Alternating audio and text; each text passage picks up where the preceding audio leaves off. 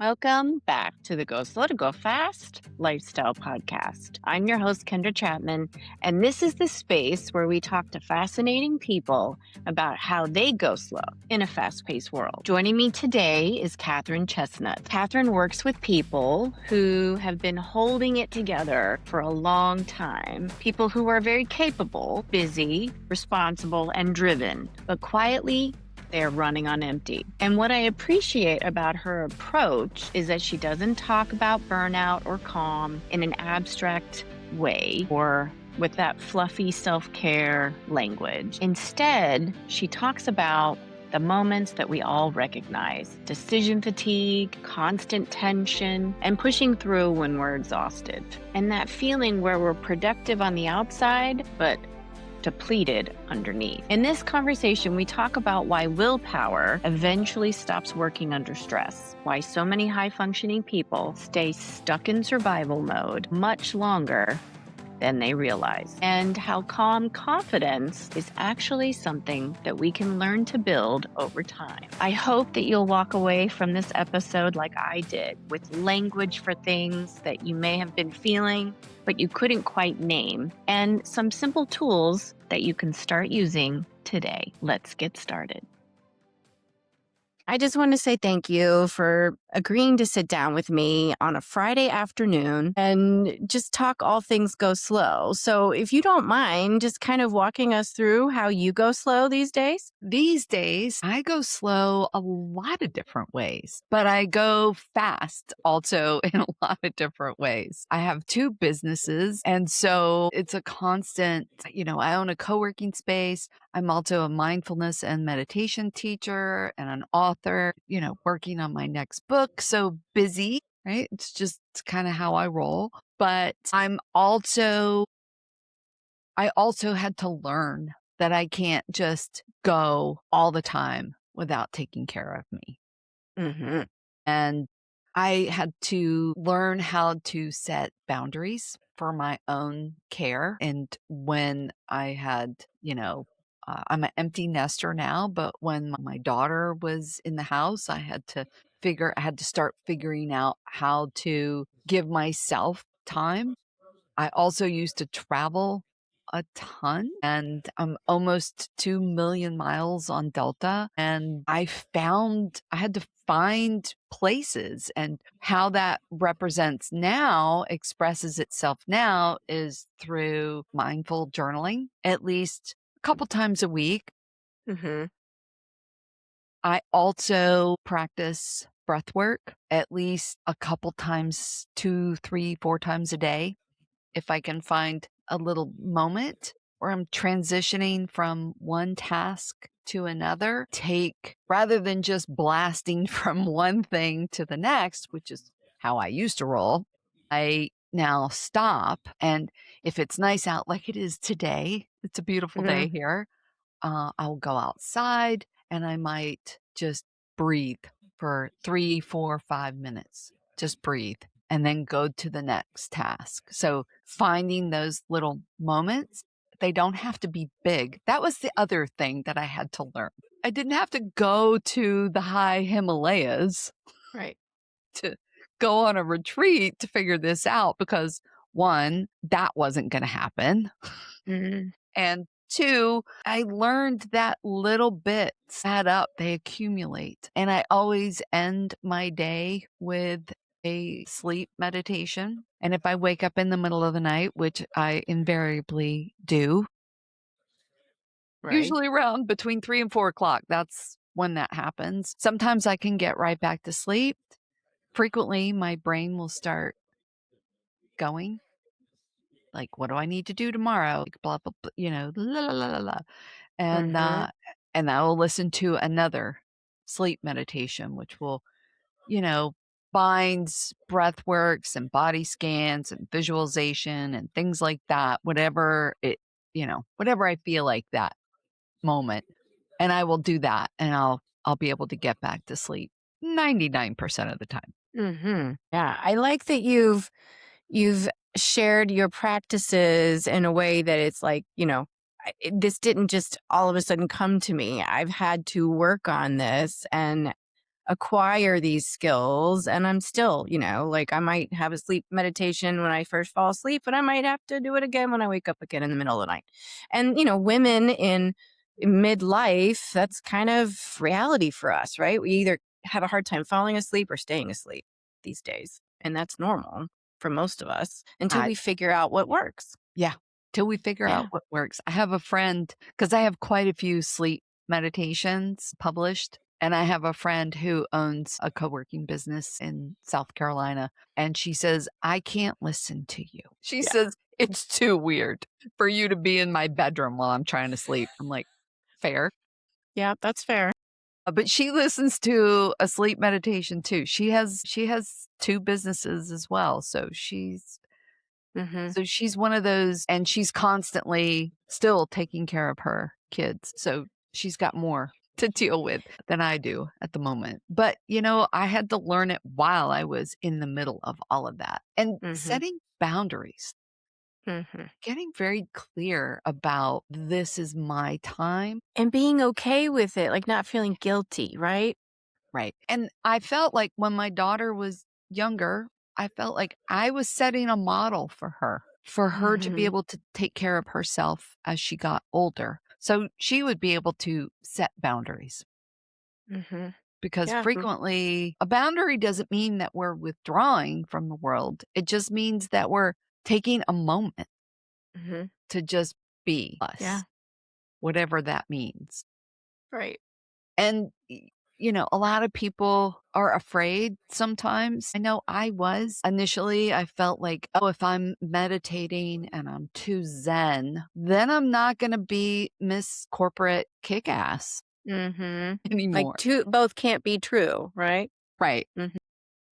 Actually, I became a better leader because I came from a place of that was more stable. Yeah. And I was able to look at things from a broader perspective. It gave me the ability to have more discernment Hmm.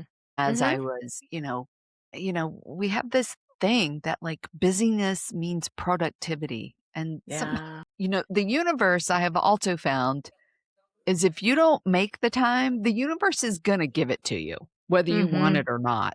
Yes, agreed. Yeah, and what you hit on just a minute ago really hit me as well because I think we either feel like taking a moment for ourselves. I can think back to when I was because I'm Gen X.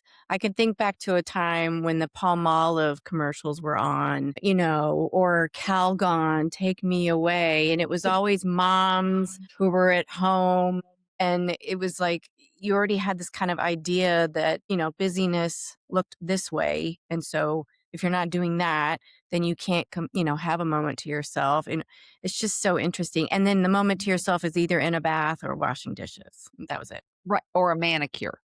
Right. Yeah. And I'm Jen Jones, so I remember that. I also came into the workforce at a time where I felt, and I think a lot of women did, felt like they had to prove themselves every single minute, every Oh, single yeah. day.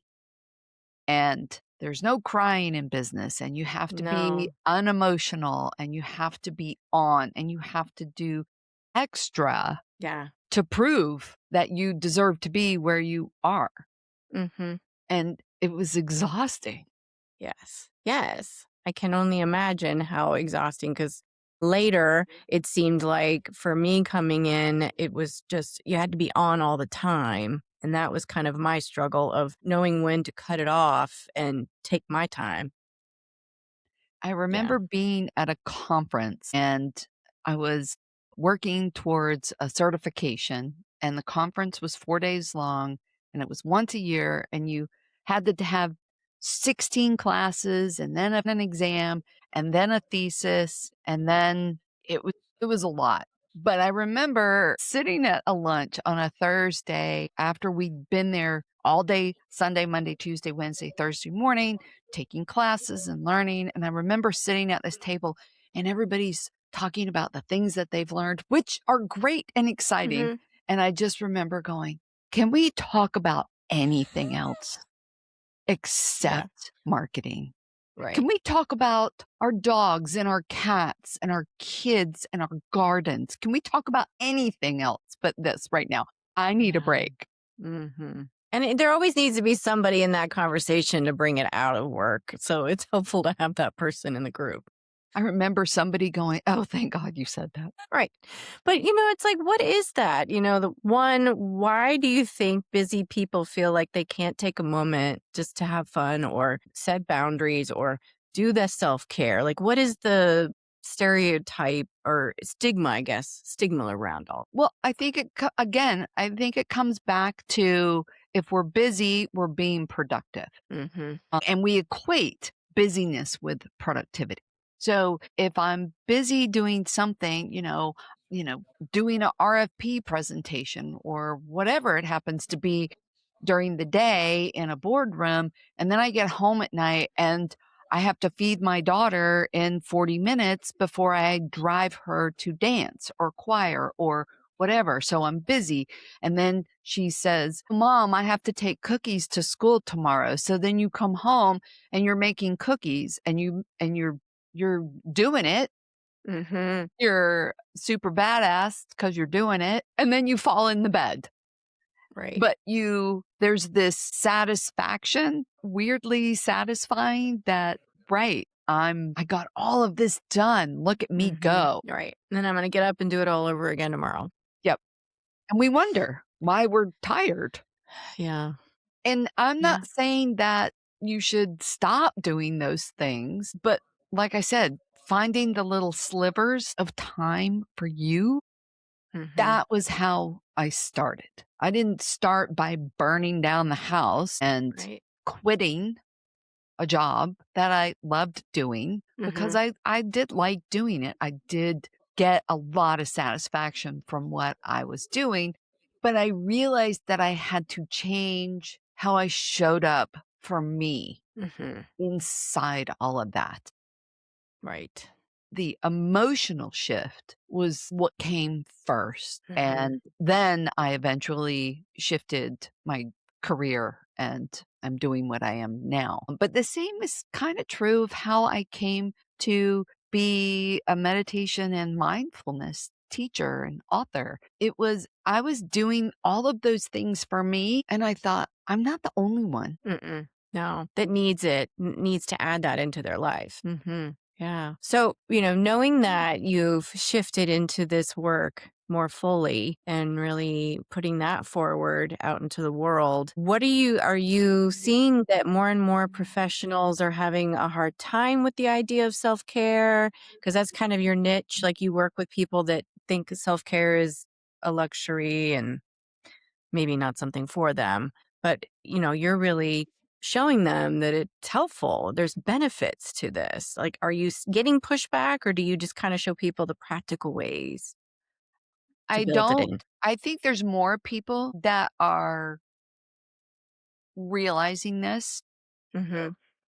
especially because it's more mainstream to Yeah. hear people talking about mindfulness and meditation. And we didn't talk about those things. And a lot of the things that I do, we didn't call it mindfulness back then. Right. Just, we didn't. And No. meditation was this thing that, Hmm. Buddhist monks did. Right.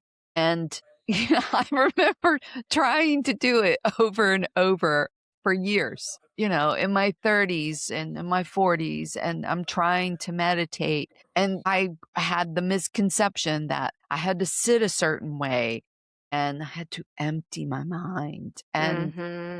so, first off, no, on Yeah. so many levels. It doesn't So, have to look a certain way, right? no, it doesn't. You don't have to be in a silent place with sound bowls. I mean, sure, that's lovely when you can get it, but I've been known to go and while I'm waiting to get on a flight, go find a corner and have my earbuds in and close my eyes and either listen to a guided visualization or a meditation or listen to ambient music and just breathe Hmm. or do a body scan or something like that. It was, or go in, if you have access to one of the clubs at the airport, you can always find a corner, but you can find a corner Mhm. anywhere. And that's a great reminder because, people might try meditation and then abandon it and then come back to it and then see it works for them maybe for 10 minutes in their home. But then to apply it out in the real world when you're in a busy space like an airport, that's where you know that it's really integrating into your life and you can do it whenever you need to, which is important. Even when there are times where it's very chaotic around me and I might be triggered by Hmm. something, especially when I first started my recovery journey from an emotionally abusive marriage, I would get triggered by something, not gonna lie. Sure. And Yeah. it wasn't that I didn't wanna validate whatever emotion I was feeling, but I needed to regulate it. I needed to acknowledge it and then let it move on. And so I Hmm. would go to the ladies' room Hmm. 'cause I was in a public space or, I was in a place where it wasn't appropriate. So I would just, "Excuse me, I'll Yeah. be back in a few minutes." Please hold. Yeah. Yes. "One moment, please. I'll be right back." And again, a minute or 2 or 3 Yeah. of deep breathing of some kind was very frequently enough for me to like, "Okay, it's okay. Hmm. Feel what I'm feeling and just let that emotion move through me and Hmm. out." Because I that was the other thing. Going through this process also helped me learn to let go of the stuff that's not mine. Yes. Because And can you share a little bit more about what that means? Because, people may not really understand. Why would something be coming through me that's not mine? well, and I think as women, we have a tendency to we're expected to be caretakers and and it even happens today. I'll be working with somebody and a coworker and she's in her 20s and she gets off a call and she has a look on her face and I'm like, "What's uh come here, bring it in," right? And I'll give her a hug. And that's an example of showing empathy, but not owning what she was experiencing, Hmm. but also recovering from the trauma. We want to play those experiences, those conversations, those this happened and what if this happened and I should have reacted this way and blah blah blah, all the shoulda, coulda, wouldas. Hmm. And getting in a place where I'm just in the moment, just pausing to breathe and acknowledge my body. There's something about that that just allows you to disconnect and let go of those things, even if it's just for 60 seconds. Hmm. And Yeah. you know, I could have done better in this presentation or, how this client conversation went or whatever it was. We'll debrief, if you will, in our own Hmm. minds a lot. And pausing allows us to take the emotional charge out of it. Again, when I was talking about being able to be more discerning about, well, you know, this is something I can control, Hmm. and that is something else. Being more, emotionally regulated Hmm. allows me to have a bigger picture perspective while also being very present in my own self. Is that answering your question? Yeah. I mean, I think you've walked us through kind of your thought process when emotions come up, whether they're yours or not. And I think, that's something that's really resonated with me in this conversation and in previous conversations, but it just keeps coming back up. So I thought, well, and it took me a while to understand what that meant. Like, if you don't acknowledge, it's not going to allow to move through you. And so you can let it go. And you've got to eventually do that work. So you can either ignore it or you can do the work, however it works for you, but it's going to get louder and it may manifest in ways that you are not ready for if you can't do it now. So that's kind of why I wanted to spend a minute on that. Absolutely. I am a big believer. I mean, how many times have you gotten a cold or sick or something like that, and you say, "I've just been pushing too hard"? How Mhm. many times have we said that? Mhm. And we know it's true. Yeah, but we just move on. We keep moving. And that is the universe saying, "You weren't doing it, so I had to put the smack down on you." Right. Right. And I mean, and I've had so many conversations with women, and we know it, especially in education. We know during the breaks, people like to make a lot of comments about how we get all these breaks. Well, guess what? We need these breaks so our bodies can recoup. Spring break, it usually ends up with, it used to. I would be sick for that whole week. And then I'd go back to school finally feeling better Monday morning, like, okay, we're going to do this again for 3 more months. So, and then it's the summer break. And guess what? I got sick right out of, being out. So yeah, it's like it's a human thing that we think we can just be invincible and power through, but it's going to hit us over the head eventually. But if we're taking these these little mini Yes. breaks, and Mm-hmm. again, I'm talking about 60 seconds Yeah. of closing your eyes and breathing and just being in your body. And the Mm-hmm. other thing that people think at mindfulness is, like meditation, is that, oh, we're just I'm clearing my mind. No, no, no, no. Because our Yeah. brains do not function like that. Yeah. Good luck. Our brains are designed to be constantly scanning for Mm-hmm. threats. Mm-hmm. And that's great. Our Mm-hmm. it's taking care of us, right? Yeah. Like, it's Right. looking for the saber-toothed tiger still, even though there's Mm-hmm. not any, but there are things Mm-hmm. that represent that Mm-hmm. for us now, and if our bodies feel safe Mm-hmm. and we can take that moment, that feels good. I want more of that. Right. Right. And it is. It's really leaning in and figuring out what feels good and doing it again. And coming back to it, people think that, you know, when I was talking earlier about meditation and Mm-hmm. gonna clear my mind, never gonna clear my mind. Mm-hmm. I can focus on my breath, and guess what? Here comes the dun dun dun dun dun dun. Dun. What do I have to Mm-hmm. do tonight? No, no, no, no, no. Hi, I see you there. You just wait over there Right. and come Acknowledge, back. allow. Yeah, Yeah. come Yeah. back to your breath, come back to your body. That's what mindfulness is. It's the Mm-hmm. return. Yeah. Being aware and allowing and returning. I like that. And you mentioned a little bit about doing a body scan could be a strategy too.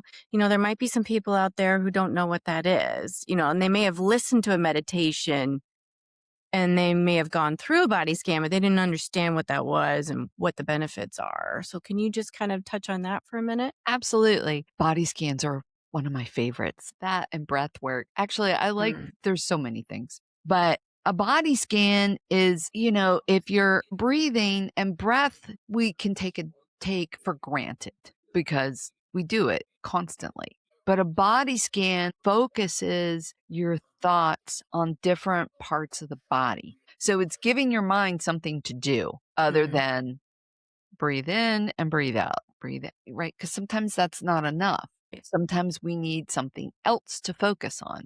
And a body scan is good for that.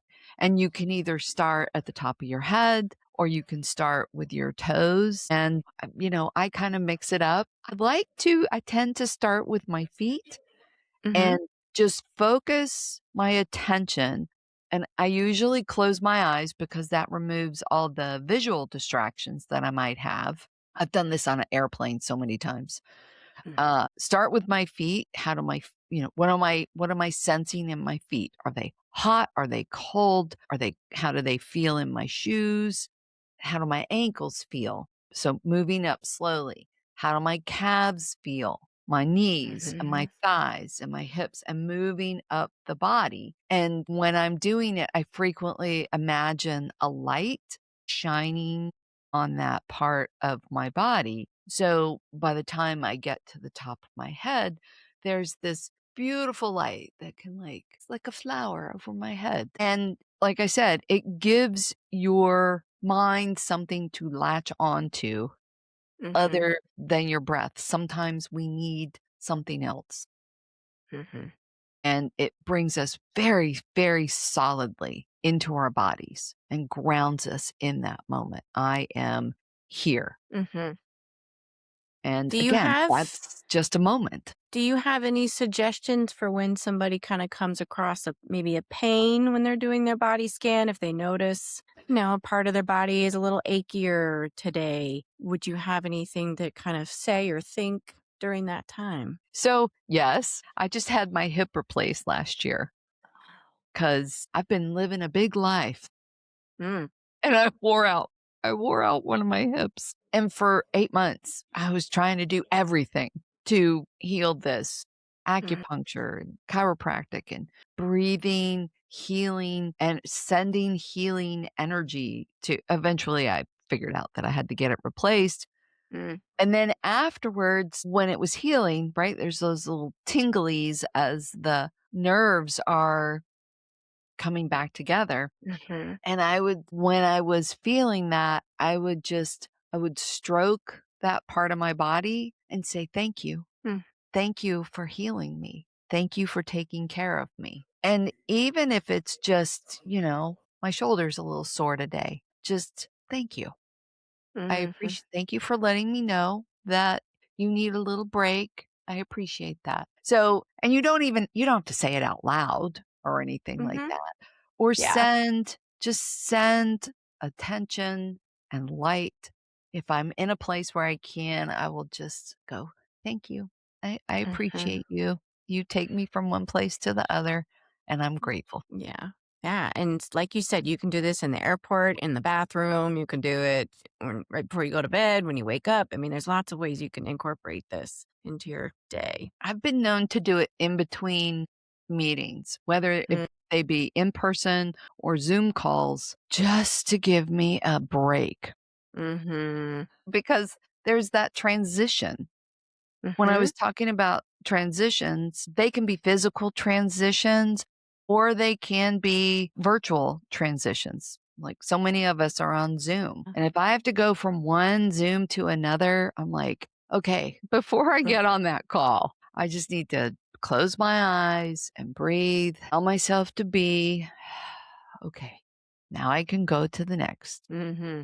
Yeah. Yes. Agreed. So we've really dove into the self-care strategies that you feel have really benefited yourself and or your clients. I really love where we went with that. Do you feel like, or not feel, but what are your thoughts on busy professionals, busy humans out there in the world listening to this and wondering whether or not they can deal with the stress in their workday and maybe work in some of these strategies? But is there a way that they can really bring down the stress long term? What do you might you share as far as, some practices around that and maybe thinking, what could a we know what a day can look like, maybe in between meetings, but what could it look like long term for somebody busy and stressed? I think long term, all these little bits, and you have to find the ones that work best for you. They need a place in your life daily. And I'm not going to tell you how long you need to do it for and what you need to do because, Mhm.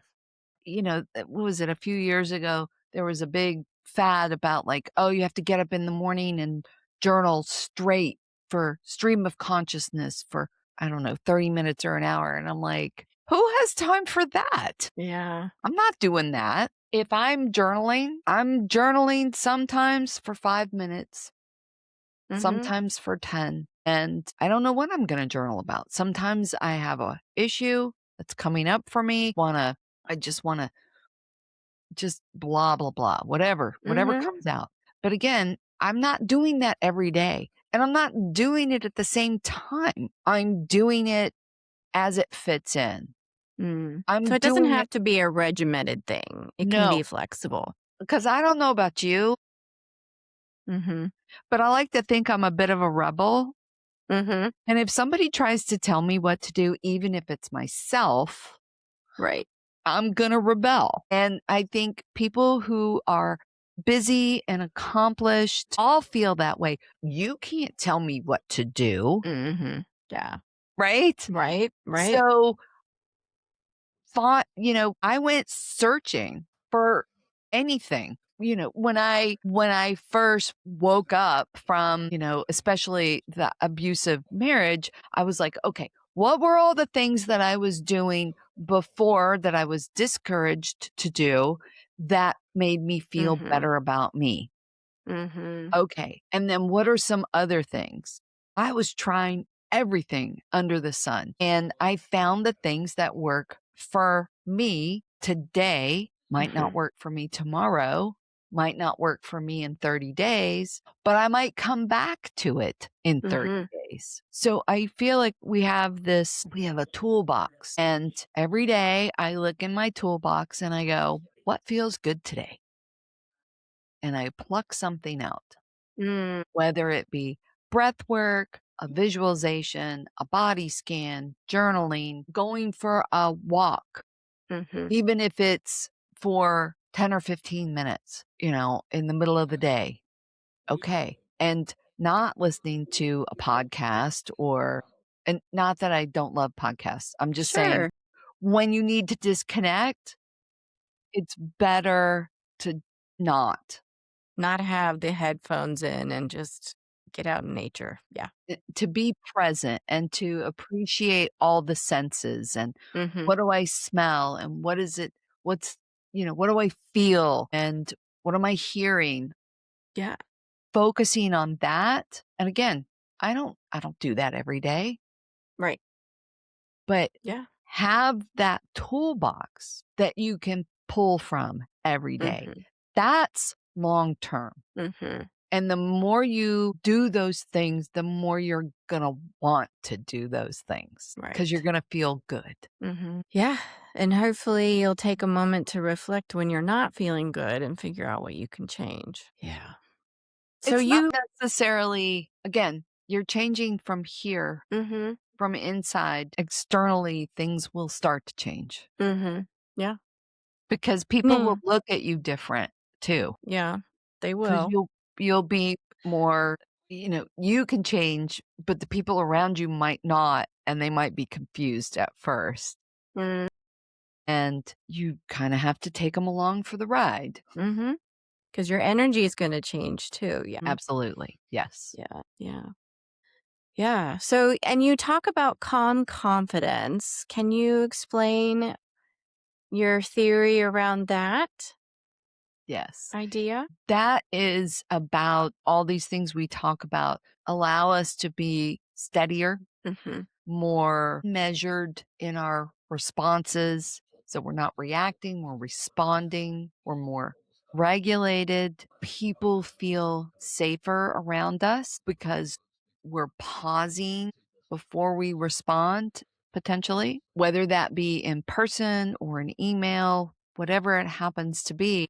Mhm. And when you come from that place, you start to sit and stand a little taller because you also know that you are steadier and Mhm. you are regulated in your response. You don't rush, you pause before answering, which lets people around you feel safe. But again, you are feeling safe in how you are going to manage a situation.